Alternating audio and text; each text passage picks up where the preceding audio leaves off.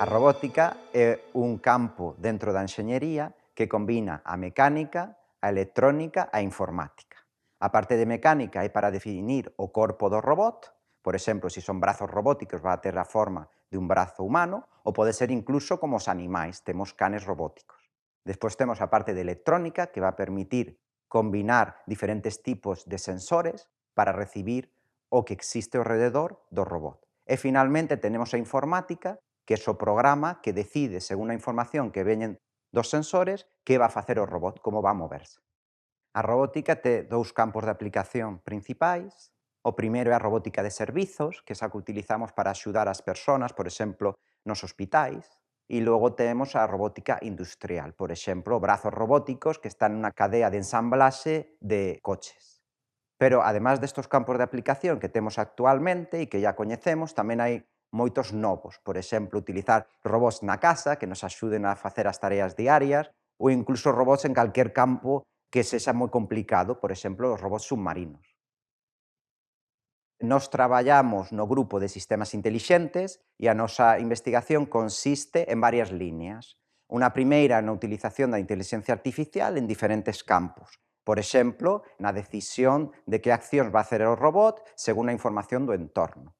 E, por outra parte, outra das líneas importantes do grupo é a parte de interacción.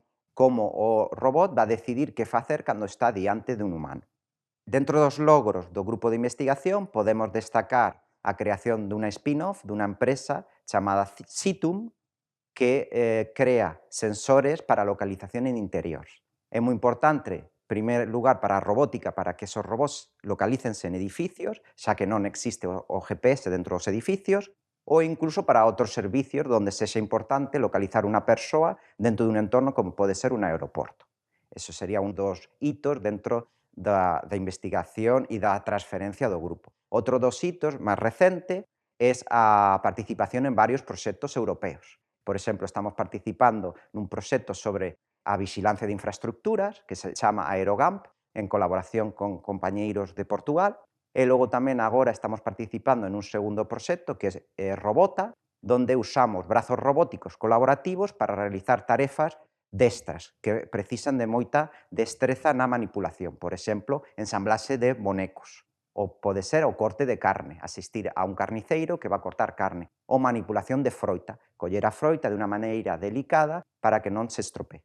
Os retos do grupo de investigación a longo prazo son ir incorporando novas técnicas de intelixencia artificial na robótica. Por exemplo, agora estamos empezando a traballar con aprendizaxe federada.